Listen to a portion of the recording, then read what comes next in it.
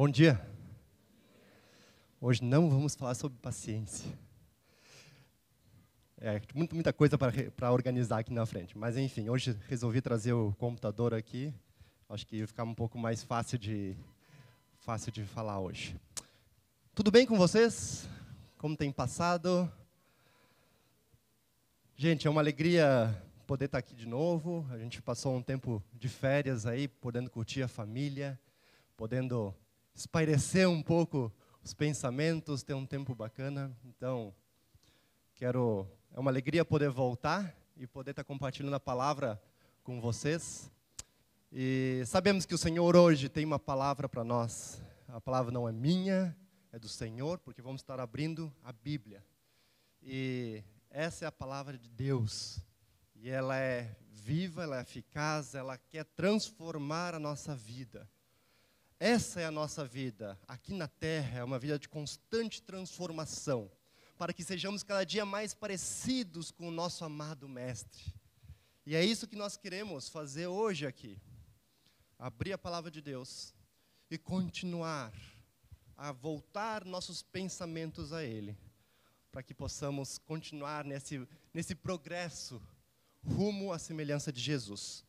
Eu te convido a comigo estar abrindo a palavra de Deus. Hoje nós vamos falar sobre uma fé vibrante, uma fé real, uma fé verdadeira e constante em meio à rotina.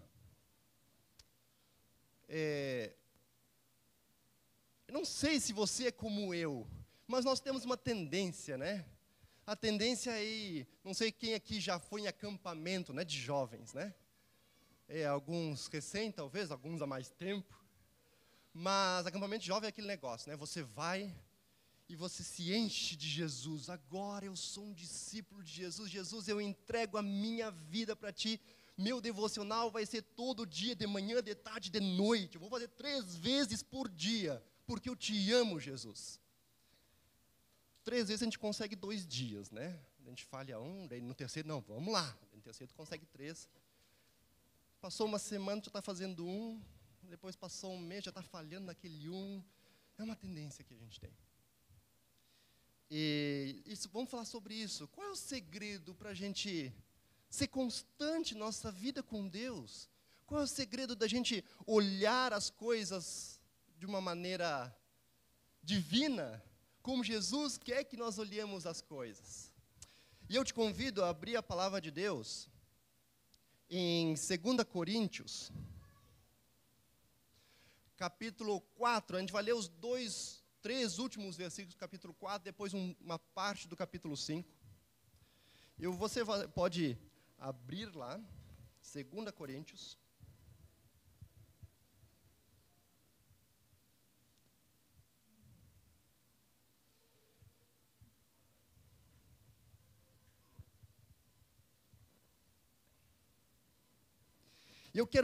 Eu vou ler 3 trechos, tá? Separar todo esse texto em 3 partes. E a gente vai observando o que Paulo fala aos Coríntios nesse texto e o que o Senhor quer falar, logicamente, conosco, ok? Então, vamos lá. Vamos começar no capítulo 4, versículo 16 até o versículo 18. Diz assim: Por isso, não desanimamos. Pelo contrário, mesmo que o nosso ser exterior se desgaste, o nosso ser interior se renova dia a dia, porque a nossa leve e momentânea tribulação produz para nós um eterno peso de glória, acima de toda comparação, na medida em que não olhamos para as coisas que se veem, mas para as que não se veem, porque as coisas que se veem são temporais, mas as que não se veem são eternas. Abaixa a cabeça mais uma vez. Senhor, essa é a Tua palavra. Glorificamos a Ti, porque um dia, Senhor, Tu te revelaste a nós. Tu te revelas, Senhor, através da Tua própria criação, mas Tu te revelas de uma maneira bem específica, que é através da Tua palavra escrita. E, Senhor, nós cremos nela. E, Senhor, nós queremos viver de acordo com ela. Fala ao nosso coração. Fala, Senhor. Em nome de Jesus. Amém. Amém. Eu vou dividir essa palavra hoje em 3 partes, tá? Como eu falei. E o título, né, vamos dizer, dessa primeira parte seria uma tendência perversa. Como realmente eu acabei de falar, nós temos uma tendência ao desânimo. Por isso que Paulo fala no começo desse texto, por isso não desanimamos. Porque essa é uma tendência que nós temos. Uma tendência, sempre acontece isso.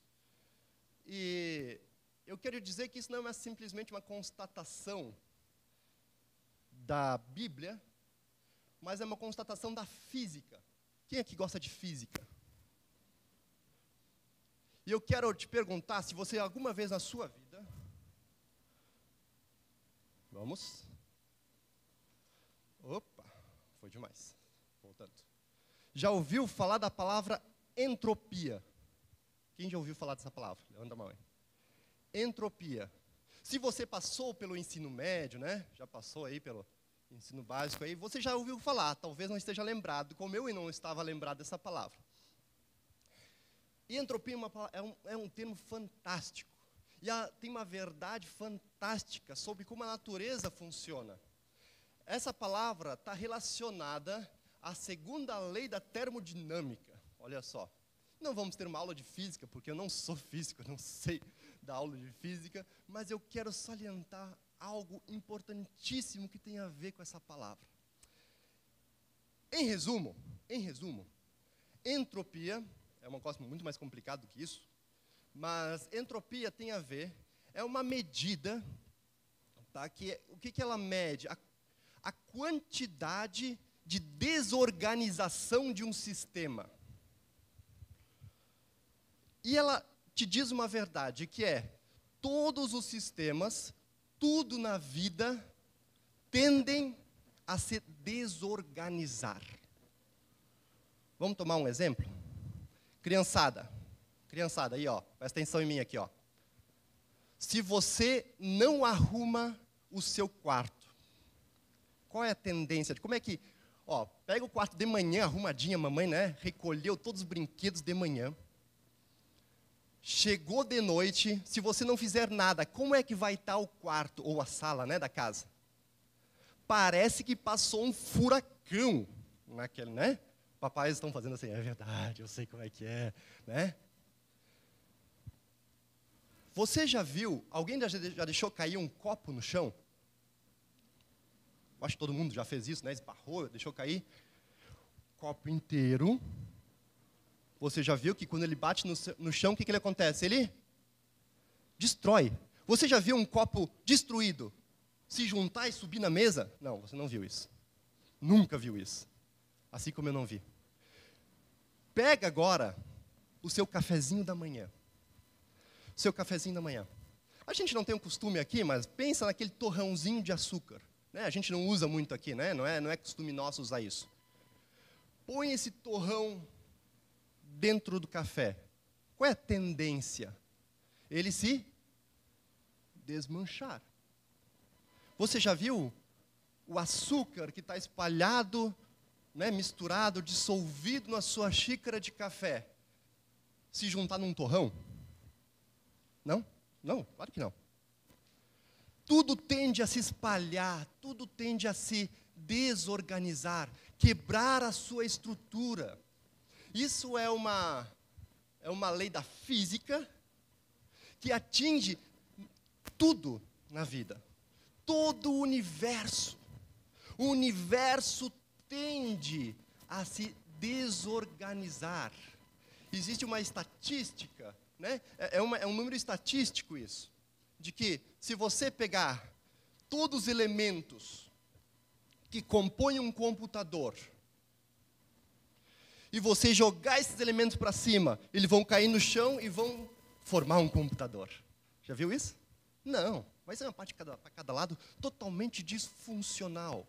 As coisas perdem sua função porque elas não se organizam do jeito que a gente quer que seja.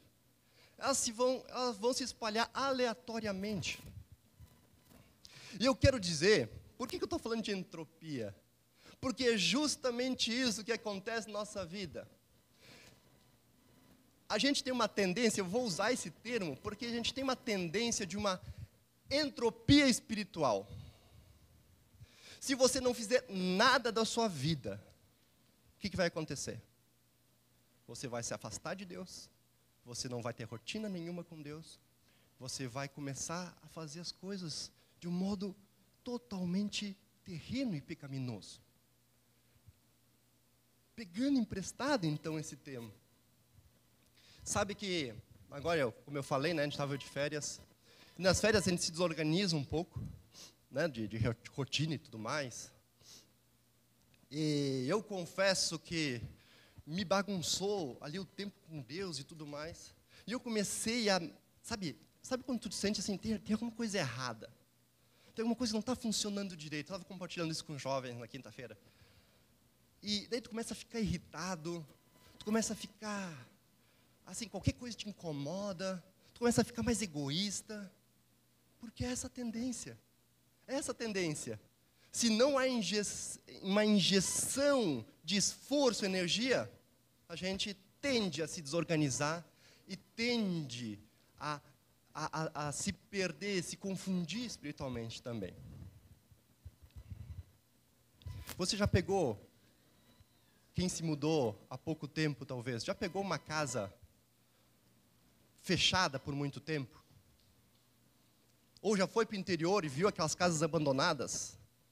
Você já viu uma casa que você saiu num dia e estava de um jeito, você abandonou ela, 2 anos depois ela estava melhor. Ela se auto-arrumou. Já viu isso? Também não viu, né?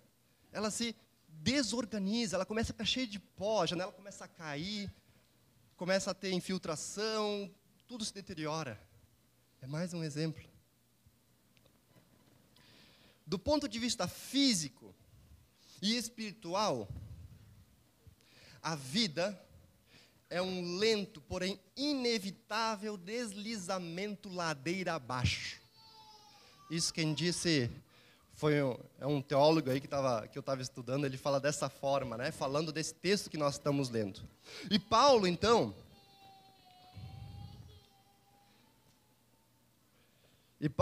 ele começa falando justamente sobre isso. O desânimo que nós temos, nós sentimos, é justamente porque as coisas, nossa vida se desorganizam se a gente não faz nada. Tentações na nossa vida. Você já viu? Às vezes a gente pode ter uma tentação a mentir. A primeira vez que você mente, é difícil. Né? Você, fica com dor na consciência, mas se você não faz nada sobre aquilo, a segunda vez, já menti uma vez, né? Se Deus tem que me perdoar de uma vez, me perdoa de 2, né? E daqui a um pouquinho a sua mente já está tão corrompida, já está tão desgastada, você já cauterizou a sua mente de tal forma que você não tem mais um sentimento nenhum depois que você mente. Assim funciona. E Paulo, ele começa a falar que esse desânimo, ele funciona assim por quê? Paulo dá uma causa aqui dizendo que é um erro que nós temos de foco. Olha só o que ele diz. Que apesar de que nosso exterior vai se desgastando, nosso interior se renova dia a dia. Daí ele fala das tribulações que produzem em nós um peso de glória. Olha só. O peso de glória vem na medida em que não olhemos para as coisas que se veem, mas para as que não se veem. Meio estranha essa frase, né? Porque Paulo fala que a gente não deve olhar para as coisas que se veem, mas deve olhar para as que não se veem. Não, calma aí, se não se veem eu não consigo olhar, não é verdade? Mas Paulo está falando aqui não de uma questão ótica, está falando de uma questão de foco. Onde é que você está baseando a sua vida? Os seus pensamentos, com base no quê? No que você vê ou no que você não vê? E ele fala assim, por que tu tem que olhar para as coisas que não se veem? Porque as coisas que se veem são temporais. Tendem a desaparecer, têm entropia, eles tendem a sumir, se desorganizar e morrer. Por isso que você envelhece. Porque a tendência do seu corpo é se desorganizar. E você, então, tende a envelhecer. O seu corpo tende a não funcionar direito. E quando você morre, o que acontece? Todas aquelas suas moléculas, todas as suas células se desfazem. E como a Bíblia diz, voltam para o pó. Morte. Essa é a tendência. E a nossa vida, a gente tem desânimo na nossa vida porque a gente olha para essas coisas. Gente, presta atenção. A sua vida tende à morte, tende a se depreciar. Essa é a tendência, essa é a natureza da sua vida. Então, por que nós nos surpreendemos com dificuldade em nossa vida? Por que nós nos surpreendemos quando alguém nos ofende? Por que nós nos surpreendemos quando o nosso carro quebra? Eu que o diga, meu carro quebrou 500 vezes nessas férias. Foi um terror. Deu vontade, sabe, quando tu vê aquele pessoal joga o carro na valeta do lado, põe fogo e... Mas não fiz isso. Ainda tenho esperança. Mas, por que nós nos surpreendemos? Sabe por que nós nos surpreendemos? Porque a gente tem uma esperança de que não seja assim. De que a nossa vida não vai ser assim. Tudo é assim, menos a minha vida. A minha vida vai andar direitinho, de bom a melhor. Não, gente. Essa é a tendência. De mal a pior. De mal a pior. A desorganizar. A morte. São nossas crenças equivocadas. Agora, se nós olhamos para aquilo que não se vê, o que significa coisas que não se veem? Primeiro, a gente pode pensar em duas coisas, coisas espirituais. As coisas que vêm de Deus, porque Deus é eterno. Olha que interessante. Ele não sofre de entropia. Ele é constante. Ele é eterno. E as coisas que Deus nos dá são eternas. Então, se nós nos fixamos naquilo que se vê, nós vamos desanimar. Mas se nós fixamos nossos olhos naquilo que não se vê, nas coisas que vêm de Deus, não desanimamos, porque as coisas são eternas. Outra coisa, quando a gente fala de não se vê, talvez a gente possa falar daquilo que não se vê ainda. Falando de um futuro. Falando de um futuro. Porque Deus é um Deus que nos dá esperança. Lá em 1 Pedro diz que nós devemos estar preparados para responder a qualquer pessoa a razão da nossa esperança. E a Bíblia e a vida cristã é baseada em esperança. Ela não é baseada num bom viver aqui. Não é isso. A vida cristã não é isso. Me desculpe se você talvez entrou aqui esperando que agora toda a sua vida ia se resolver. Não é isso o que Cristo prega. Não é essa a esperança que Deus quer que você tenha. Sim, talvez se você se aproximar de Deus, a sua vida vai começar a se encher de vida. E os seus relacionamentos talvez vão ser restaurados, porque a vida de Deus começa a gente. Mas a tendência de tudo continua sendo a morte. Nós devemos olhar para aquilo que é eterno e para aquilo que virá, porque um dia as coisas vão mudar. E agora eu quero ler a segunda parte desse texto, que é a primeira parte do capítulo 5. Se aqui o pointer quiser me obedecer. Muda para mim aí, por favor. A segunda parte eu quero falar sobre uma realidade. O que é real de fato? Aquilo que é passageiro ou aquilo que é eterno? Lê comigo então, capítulo 5, versículo do 1 até o 5. Diz assim: pois devemos olhar, então, voltando, devemos olhar que aquilo que é eterno, pois, porque sabemos que se a nossa casa terrena deste tabernáculo se desfizer, temos da parte de Deus um edifício, uma casa não feita por mãos humanas, eterna, nos céus. E por isso, nesse tabernáculo gememos, desejando muito ser revestidos da nossa habitação celestial, se de fato formos encontrados vestidos e não nus.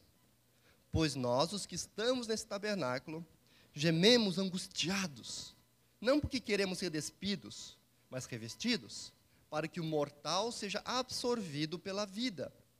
Ora, foi o próprio Deus quem nos preparou para isso, dando-nos o penhor do Espírito.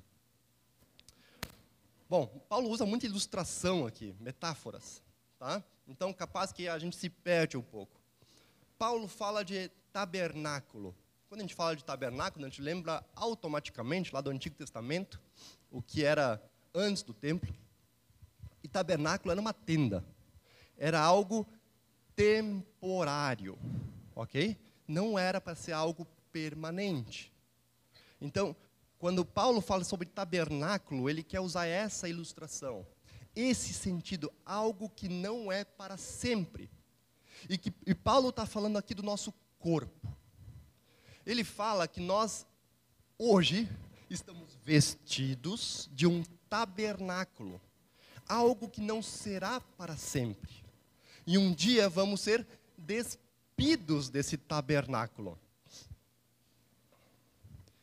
E fala no começo, então, que Deus está preparando, Ele tem para nós um edifício, já não é mais um tabernáculo.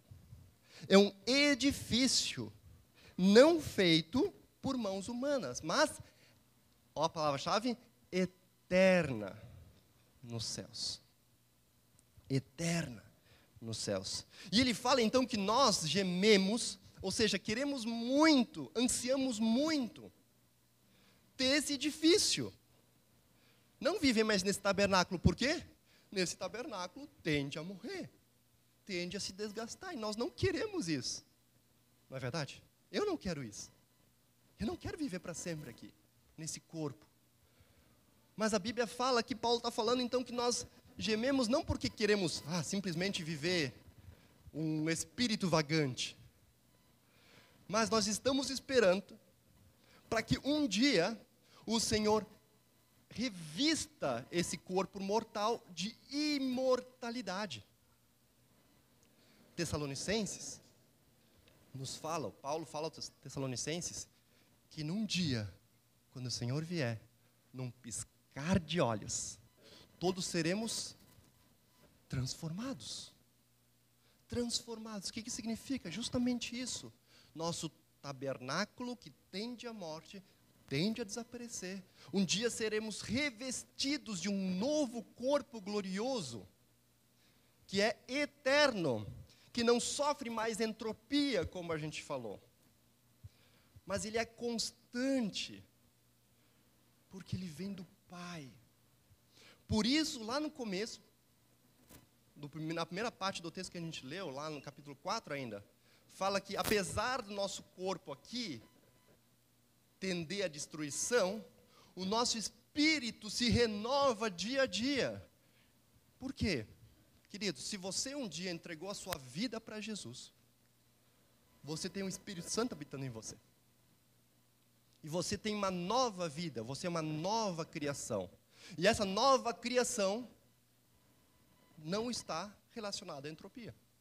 Essa nova criação já vem de Deus. É uma criação de Deus e é eterna. Por isso, nosso interior, o nosso espírito pode se renovar, apesar do nosso corpo exterior se desgastar. Então, o que eu quero aqui é que nós entendamos que existe uma realidade, desculpa a redundância, que é muito mais real do que nossa parte física. Porque a Bíblia fala que as coisas visíveis vêm das coisas invisíveis. O que veio primeiro? A criação ou Deus? Deus. E Deus é Espírito. Então, todas as coisas que se veem foram criadas por aquele que não se vê.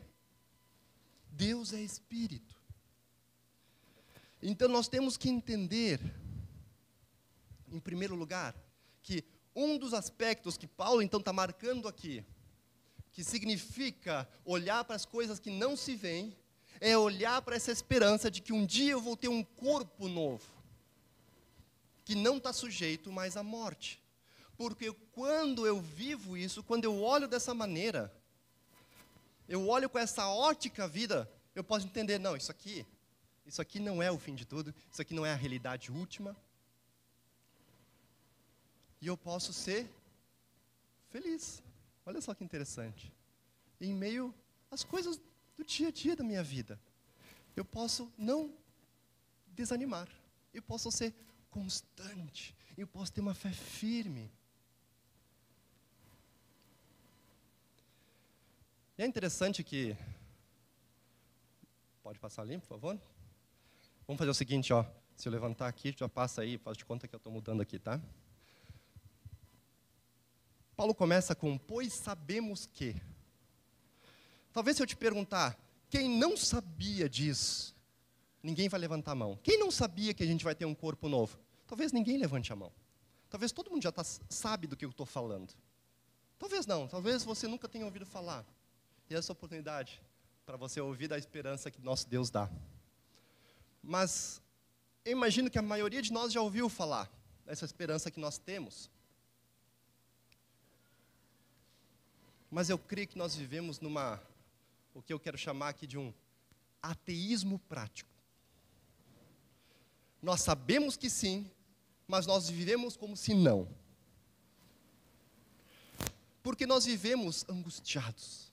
Nós vivemos buscando nosso prazer, tentando fazer nossa vida funcionar sem Deus. E a gente parece que não sabe disso.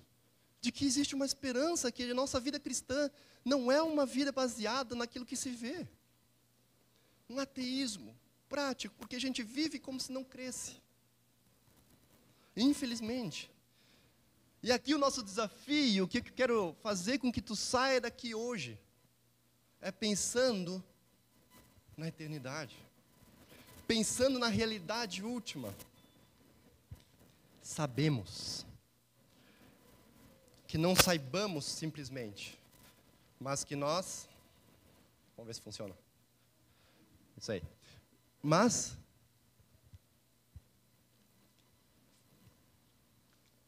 que a gente possa agir de acordo. E é interessante aqui que, olha como Paulo termina esse trecho, lá no versículo 5, capítulo 5, versículo 5. Ora, foi o próprio Deus quem nos preparou para isso. Para quê? Para ter um corpo glorificado. Para ter um corpo que não se deteriora. Foi nosso Deus quem nos preparou para isso, dando-nos o penhor do Espírito. E aqui a gente pode voltar lá para a criação do mundo. Quando Deus criou as coisas, Deus não criou as coisas para a morte. Deus soprou na narina do homem o quê? Vida. Da desorganização, que era o pó da terra, Deus trouxe organização, complexidade, informação, e trouxe vida. E é isso que Deus nos traz, Ele nos traz vida. E Deus nos criou para isso. E por que hoje nós vivemos entropia? Talvez você até com a resposta aí na tua mente. É exatamente isso, pecado. Porque um dia, através de um homem chamado Adão, entrou o pecado no mundo. E esse mundo hoje tende à morte. Não tende à vida, tende à morte. E nosso ser espiritual morreu. E nós precisamos de uma ação externa hoje para ter vida. E Deus diz aqui, então, que Ele nos preparou para isso. E eu quero te perguntar, o plano de Deus pode falhar? O que Deus preparou e planejou e fez para ser para a vida, pode falhar? De novo. O que Deus planejou para ser vida, o plano de Deus pode falhar? Não, gente. O plano de Deus não falha. Nunca. Porque Deus é constante, amém? E Deus diz que agora Ele botou o Espírito Santo dentro de ti, para restaurar o que o dia se quebrou, lá no passado. E o Espírito Santo garante que um dia a sua vida vai ser diferente. O que Deus planejou vai se cumprir na sua vida, glória a Deus. Porque Ele é fiel, apesar da nossa mortalidade física. Ele é fiel e vai nos levar para junto dEle, no seu lar celestial, com corpos totalmente diferentes, corpos semelhantes ao de Jesus. Jesus foi a primícia, foi o primeiro daqueles que morreram e daqueles que ressuscitaram, ou vão ressuscitar, num corpo novo, glorificado. Jesus já vive essa realidade. E nós também viveremos. E para terminar, a terceira parte. Lê comigo ali a partir do versículo 6 até o versículo 10. Por isso, de novo, concluindo essa parte anterior e emendando, temos sempre confiança e sabemos que enquanto no corpo estamos ausentes do Senhor, porque andamos por fé e não pelo que vemos. Sim, temos tal confiança e preferimos deixar o corpo e habitar com o Senhor.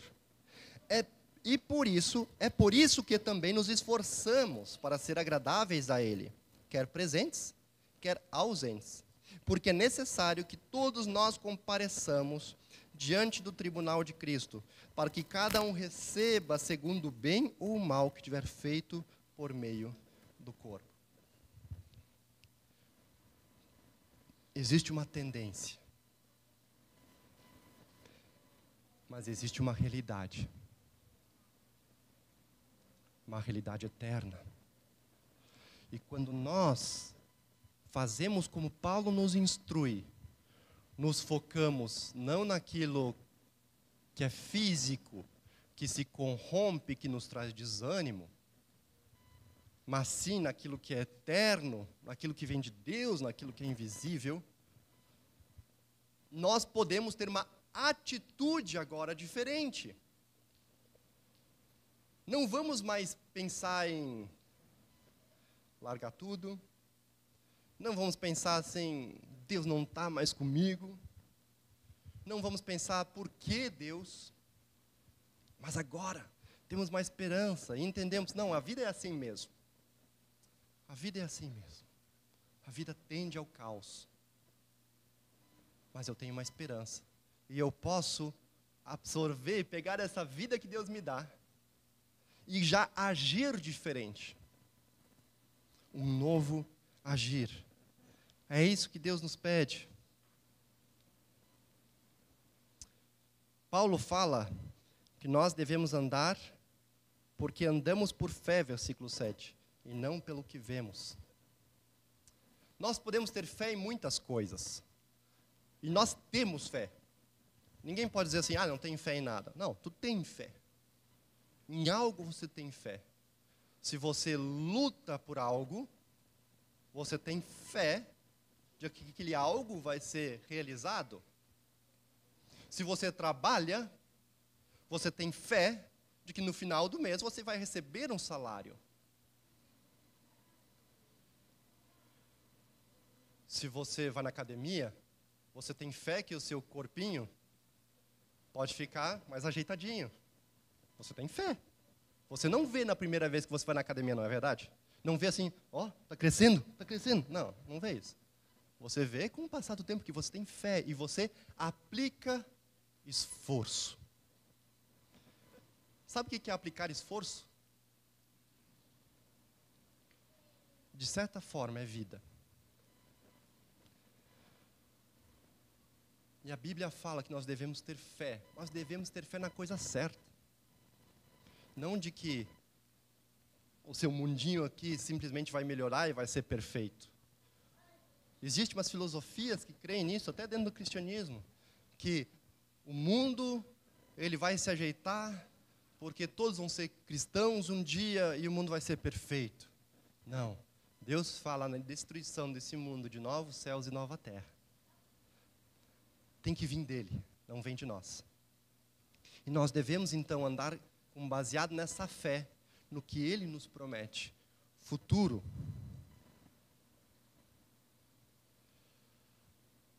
E aqui eu quero entrar, você vê essa imagenzinha no fundo ali? Eu botei aquelas tartaruguinhas saindo do ovo lá na areia e tendo que subir para a superfície.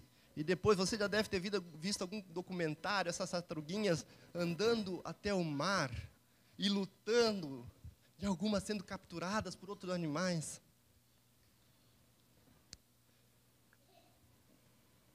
Para que possamos ter vida com Jesus. É interessante aqui que eu li um artigo, só voltando um pouquinho, eu li um artigo sobre entropia, eu tive que estudar um pouquinho o que significa isso, e ele fala assim que a vida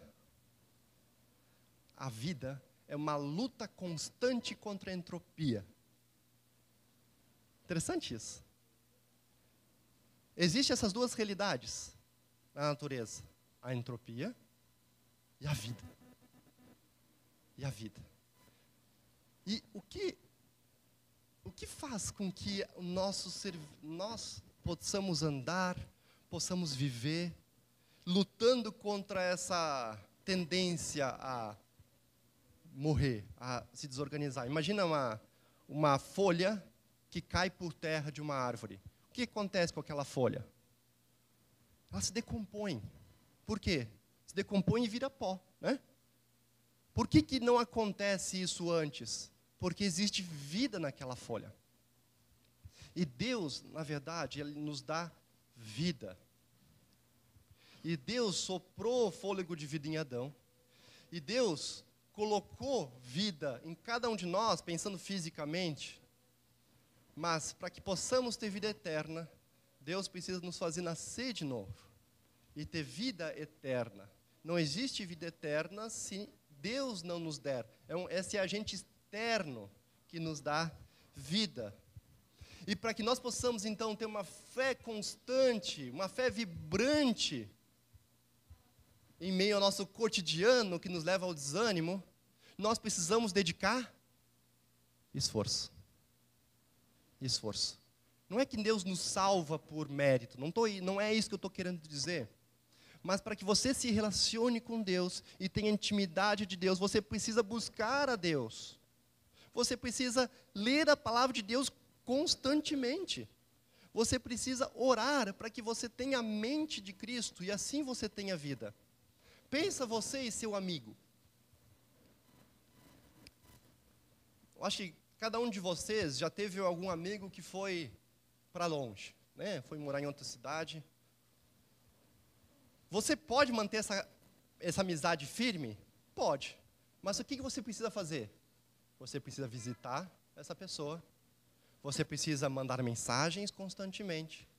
Se é um irmão em Cristo, você vai orar junto com essa pessoa. Vai compartilhar dificuldades. Vai animar essa pessoa. E o que é tudo isso?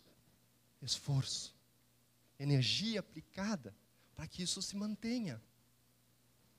A vida se mantém quando nós aplicamos energia.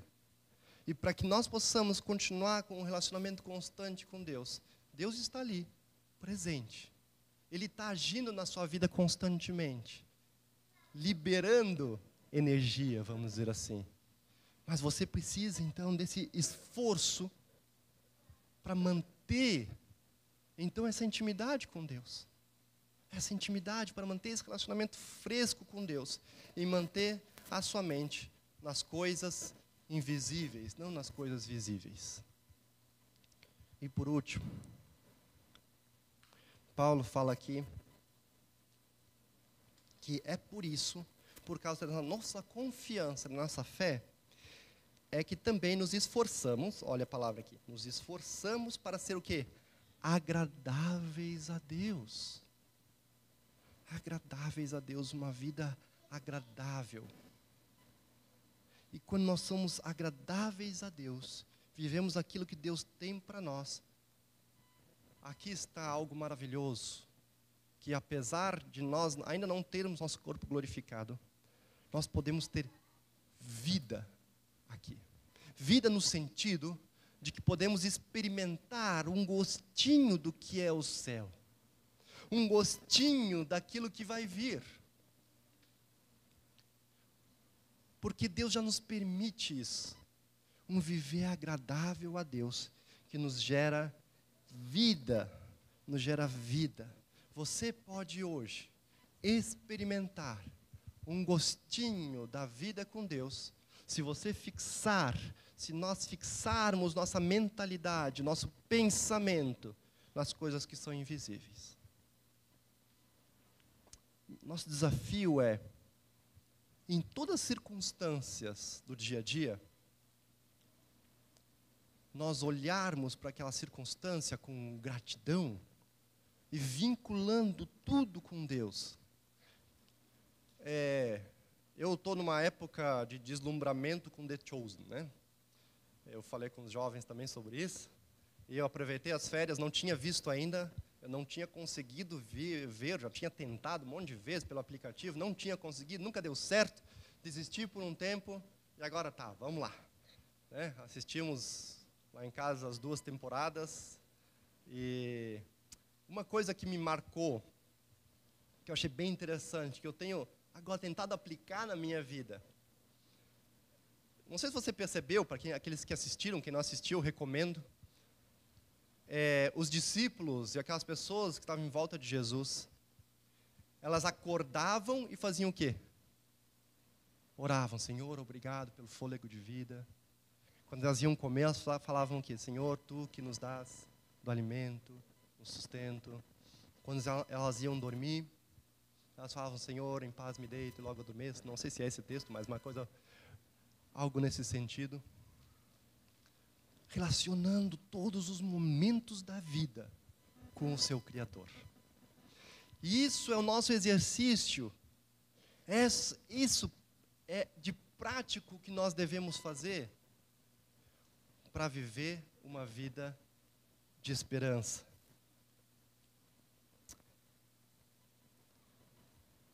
E isso nós fazemos, em primeiro, por amor a Jesus, porque nós sabemos que Cristo já morreu na cruz.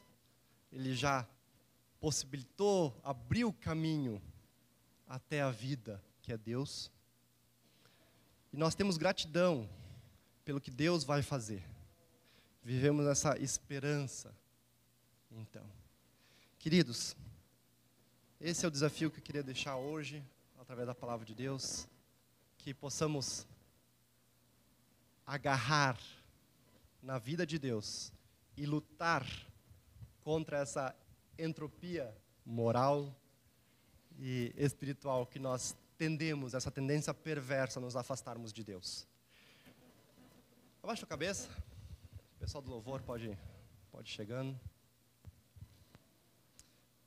Senhor, lemos a Tua palavra e vimos, Senhor, como Tu és bom. Sabemos que essa vida aqui é difícil. Senhor, eu sei como é difícil para mim fazer aquilo que eu estou falando. O que Tua palavra nos ensina. Senhor, é um exercício constante, é uma luta. Mas é isso que Tu está falando, nós devemos lutar, Senhor. Porque enquanto lutamos, podemos experimentar a vida.